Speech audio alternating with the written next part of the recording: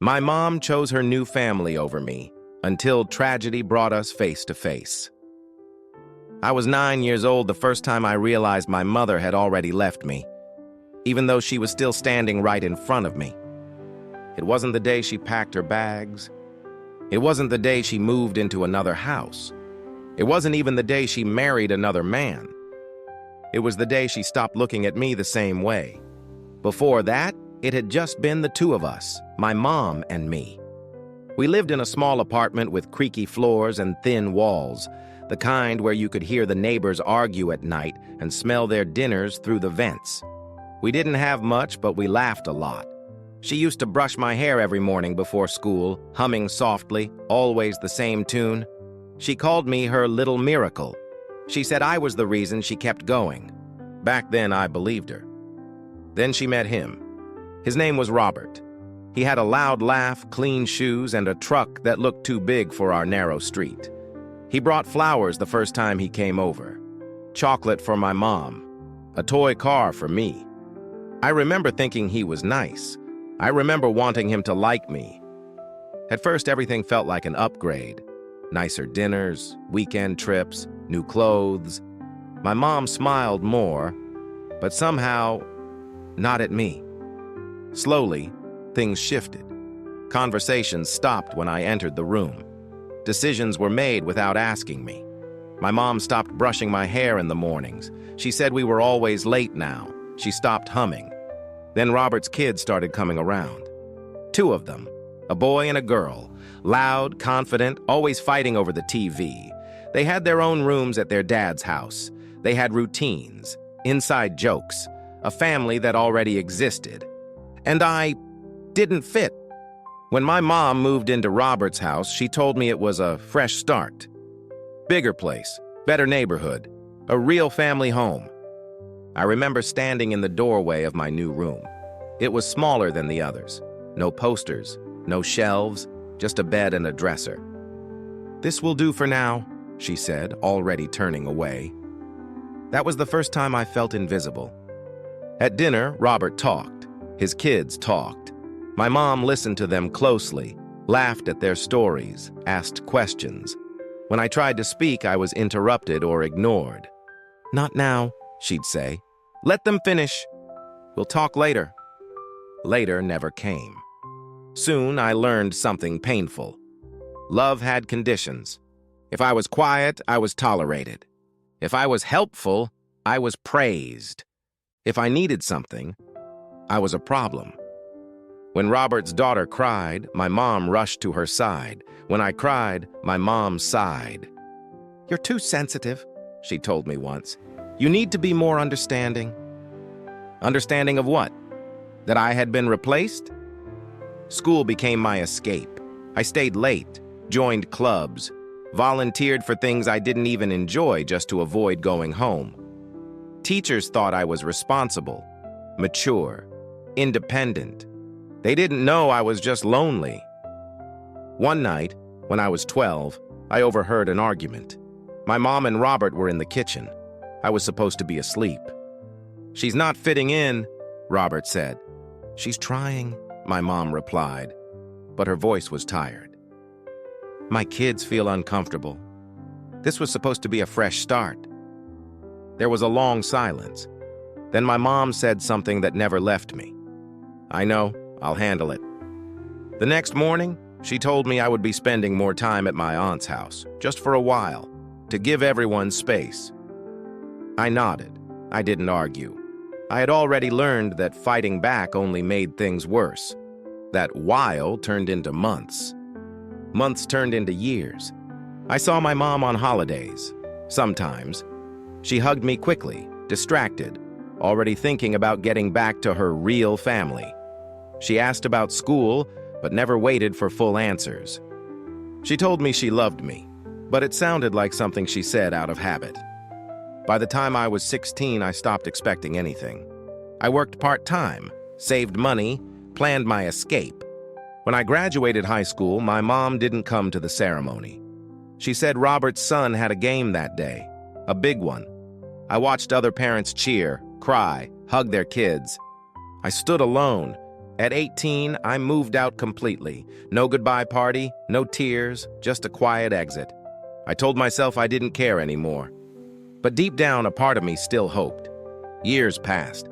I built a life, slowly, carefully. I worked hard, studied, failed, tried again. I became independent not because I wanted to, but because I had to. I stopped calling my mom. She didn't call either. Until one day, everything changed. It was a random afternoon when my phone rang, an unknown number. I almost ignored it. Almost. The voice on the other end was shaking. "There's been an accident." And suddenly, all the years of distance, resentment, and silence collapsed into a single moment. Because tragedy doesn't care about old wounds. And it was about to force us to face everything we had avoided. The hospital smelled like disinfectant and fear. I remember standing at the entrance, frozen, watching people rush past me. Nurses, doctors, families holding each other tightly. Everyone seemed to know where they were going. I didn't. The voice on the phone had been brief, almost mechanical. There had been a car accident. My mother was in critical condition. They needed family. Family. The word echoed in my head as I gave my name at the front desk. For a moment, the nurse looked confused, then nodded and pointed me toward the elevators. Each step felt heavier than the last. When the elevator doors opened, I saw them. Robert was sitting in a plastic chair, his head in his hands. His kids were standing nearby, crying quietly. They looked older, taller, like a family that had grown together. I hadn't. No one noticed me at first. I stood there, unsure if I belonged in that hallway, unsure if I even had the right to be there. Then Robert looked up. His eyes met mine, and something shifted in his expression. Surprise, discomfort, maybe guilt. "You're here," he said. It wasn't a question. I nodded. No one hugged me. No one asked how I was. They simply made space, like you do for a stranger who shows up unexpectedly. We waited. Minutes felt like hours. Every time a doctor passed by, my heart jumped. I tried to remember the last time my mom and I had spoken. I couldn't. When the doctor finally came out, his face told us everything before he even spoke. "She's stable," he said, "but she's unconscious. The next 24 hours are critical." Relief washed over the room, mixed with fear. Robert exhaled sharply and leaned back. His daughter started sobbing again. And then the doctor looked at me. "Are you her son?" The question hung in the air. "Yes," I said quietly. For the first time, everyone turned toward me. Something about that moment cracked open a door I had kept locked for years. They let us see her briefly. She looked smaller in the hospital bed, fragile. Tubes everywhere. Machines breathing for her. I stood at the foot of the bed, unsure if I should go closer. Robert stepped aside. "Go on," he said. "She'd want that." Would she? I walked up slowly. My legs felt weak. I looked at her face, pale and still, and suddenly I wasn't an adult anymore. I was 9 again, standing in the doorway, waiting for her to look at me. "Mom," I whispered. She didn't move. I stayed there longer than anyone else. I didn't know what I was waiting for. A sign, a miracle, an apology. Something. That night, we sat in the waiting room. No one spoke much. At some point, Robert cleared his throat. "She always worried about you," he said. I let out a bitter laugh before I could stop myself. "Really?" He looked at me, surprised by the edge in my voice. "She talked about you all the time," he continued. "She just didn't know how to fix things." I didn't answer, because that wasn't true. She knew how. She just chose not to. Later, when everyone else went home to rest, I stayed. I sat alone by her bedside, watching the machines blink and hum. I thought about everything I had wanted to say over the years, about how small I felt, about how unwanted, about how hard I tried to be enough. And suddenly words spilled out. "I needed you," I said softly. "I needed you to choose me, even once." My voice broke. "I didn't need you to be perfect. I just needed you to stay." Tears blurred my vision, but I didn't wipe them away. Because for the first time in a long time, I wasn't hiding. Sometime near dawn, her fingers twitched. I froze. Then, slowly, her eyes opened, confused, weak. She looked around, then her gaze landed on me. Her eyes widened. And in that moment, everything between us, all the years of silence, all the pain, came rushing back. She tried to speak, but no sound came out. I leaned closer. "I'm here," I said. "I'm right here." A tear slid down her cheek. Her hand tightened around mine, and I realized something terrifying and powerful at the same time. This might be the only chance we get to face the truth. She couldn't speak at first. Her lips moved, but no sound came out. Panic flashed across her face, and I saw fear in her eyes, not fear of pain, but fear of being unheard. "It's okay," I whispered. "You don't have to talk." But she shook her head slightly. Her grip on my hand tightened, as if she were afraid I might disappear again. A nurse noticed the change and rushed in.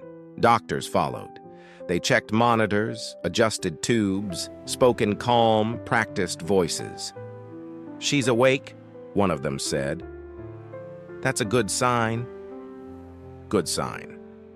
Those words echoed in my mind, but they didn't erase the weight pressing on my chest. They moved me aside while they worked. I stood against the wall watching my mother, the woman who once held my hand every morning, now barely strong enough to lift her head. When they finally left us alone again, she gestured weakly for a notepad. I handed it to her. Her hands trembled as she wrote, "You came." I swallowed hard. "Yes." She closed her eyes for a moment, then wrote again. "I didn't think you would. That hurt more than I expected." "I almost didn't," I admitted. "But I'm glad I did." She stared at me for a long time, really looked at me, like she was trying to memorize my face.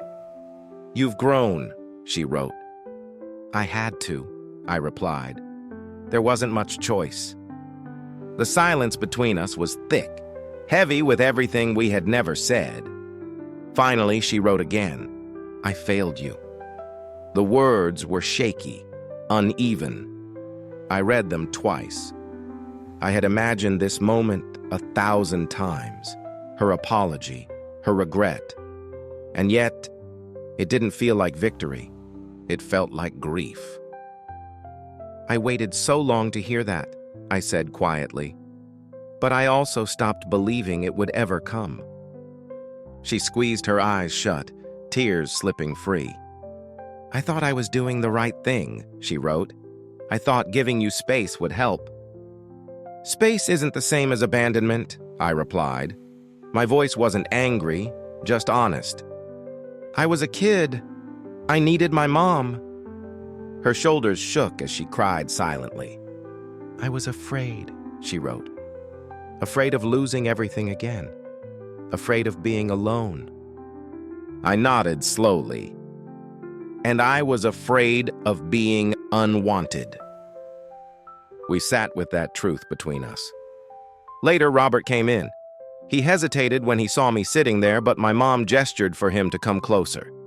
She wrote something and showed it to him. "We need to talk." He looked uncomfortable. Guilty. "I know," he said quietly. "I should have handled things differently." I met his eyes. "You should have," I said, "but so should she." He nodded. I thought blending families meant everyone would eventually fit," he said. I didn't realize who was being pushed out. My mom wrote again. I let it happen. Those words mattered, because acknowledgement is the beginning of healing. Over the next few days, she regained more strength. She could speak again, slowly, carefully. One afternoon, when it was just the two of us, she asked the question I had been waiting for. "Why didn't you ever come back?" she asked softly. I took a deep breath. "Because every time I tried, I felt like I was interrupting a life that no longer had space for me." She nodded, tears forming again. "I thought you were better off without the chaos," she whispered. "I wasn't better," I replied. "I was just quieter." She reached for my hand. "I never stopped loving you." I held her hand, but I didn't say it back. Not yet, because love isn't proven by words, it's proven by presence.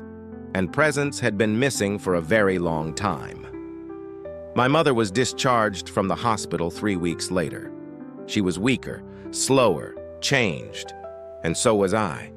The day she left the hospital, I walked beside her to the car. Robert opened the door, careful, quiet. For the first time, I noticed how old he looked, how fragile everything suddenly seemed. Before she got in, my mom turned to me. "Will you come by?" she asked. "Just sometimes?" There was no pressure in her voice, no entitlement, just hope. "I don't know," I answered honestly, "but we can try." She nodded, accepting that answer as a gift instead of a demand. That was new. We started slowly, coffee once a month, short conversations, long silences, awkward laughter, unfinished sentences. She listened more now. She asked questions and waited for answers. She didn't interrupt. She didn't disappear. One afternoon, months later, we sat on a park bench.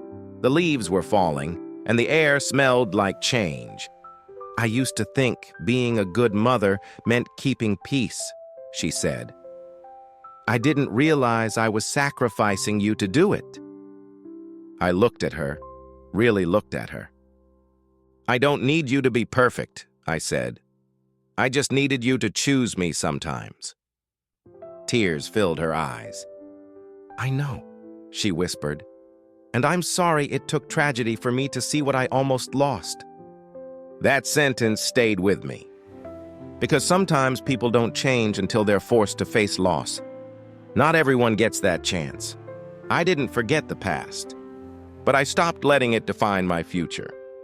Forgiveness didn't mean pretending it never happened. It meant refusing to let it keep happening inside me. Today, our relationship isn't a fairy tale.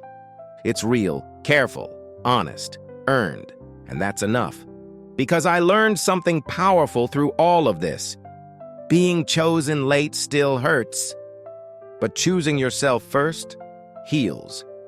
Sometimes the deepest wounds don't come from hate. They come from being overlooked. And sometimes the greatest strength isn't rebuilding your life alone. It's allowing someone back into it on your own terms.